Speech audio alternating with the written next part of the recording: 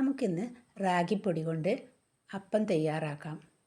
അതിന് ഞാൻ ഒരു 3/4 ഗ്ലാസ് റാഗിപ്പൊടി എടുത്ത്, പിന്നീട് 1 ടീസ്പൂൺ ചോറെടുത്ത് ഒരു മിക്സിയുടെ ജാറിലേക്ക് ഇട്ട് കൊടുത്തു.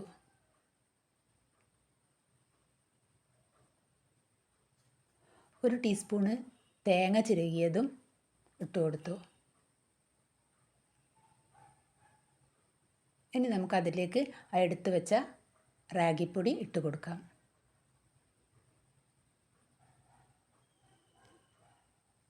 പിന്നീട് കുറേശ്ശെ വെള്ളം ഒഴിച്ചിട്ട് നമുക്കതൊന്ന് അടിച്ചെടുക്കാം.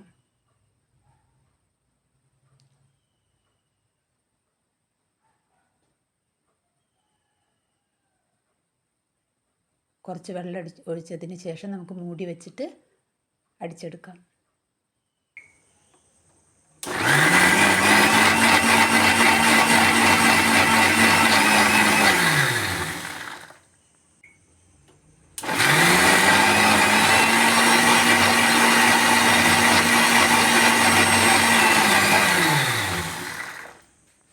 നന്നായി അടിച്ചെടുത്തതിന് ശേഷം നമുക്ക് അത് തുറന്നിട്ട് വേറൊരു പാത്രത്തിലോട്ട് മാറ്റാം.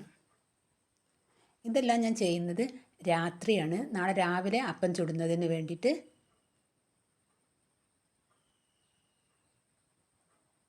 ഇനി നമുക്ക് കൈകൊണ്ട് അതൊന്ന് നന്നായി കുഴച്ചിട്ട് മൂടി വയ്ക്കാം. നമുക്ക് നാളെ രാവിലെ എന്നിട്ടത് ഒന്ന് തുറന്ന് നോക്കാം.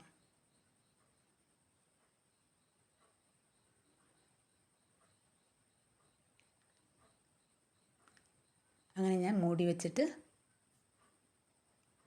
നാളെ രാവിലെ ആയപ്പോൾ അത് തുറന്ന് നോക്കിയപ്പം മാവ് ഇങ്ങനെ ഉണ്ട്. ഇനി നമുക്ക് ഇതിലേക്ക് പൊങ്ങുന്നതിന് വേണ്ടി ഒരു നുള്ള് ബേക്കിംഗ് സോഡ ഇട്ട് കൊടുക്കാം. പിന്നീട് ആവശ്യത്തിന് ഉപ്പും ഇട്ടതിന് ശേഷം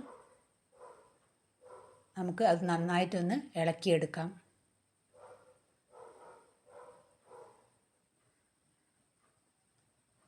നന്നായി ഇളക്കിയതിന് ശേഷം മാവ് ഇങ്ങനെ ഉണ്ട്. ഇനി നമുക്ക് ചുട്ടെടുക്കാം. പാൻ നന്നായി ചൂടായതിന് ശേഷം ആദ്യം ഹൈ ഫ്ലെയിമിൽ വെച്ചിട്ട് നമ്മളൊരു കരണ്ടി മാവ് ഒഴിച്ച് കൊടുക്കുക. ഹോൾസൊക്കെ വന്നതിന് ശേഷം നമുക്കത് മൂടി വച്ചിട്ട് ലോ ഫ്ലെയിമിലേക്കാക്കാം.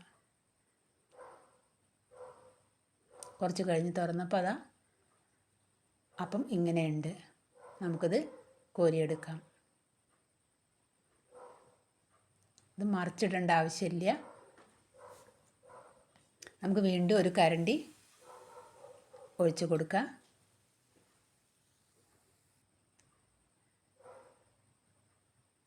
മൂടി വെച്ചിട്ട് ലോ ഫ്ലെയിമിലാക്കിയിട്ട് വേവിച്ചെടുക്കാം.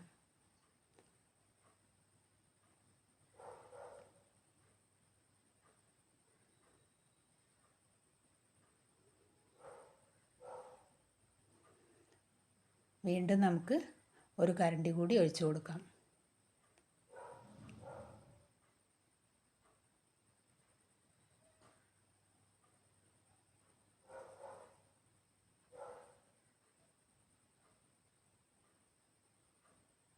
ഇതും നമുക്ക് എടുക്കാം.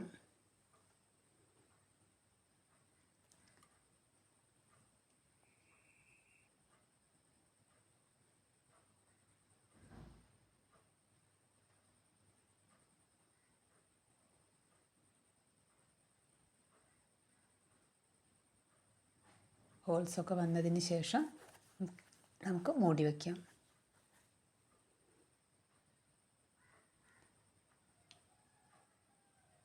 ഇത് നല്ല സോഫ്റ്റ് ആയിട്ടുണ്ട്. കഴിക്കാൻ നല്ല രുചിയുണ്ട്. ഇത്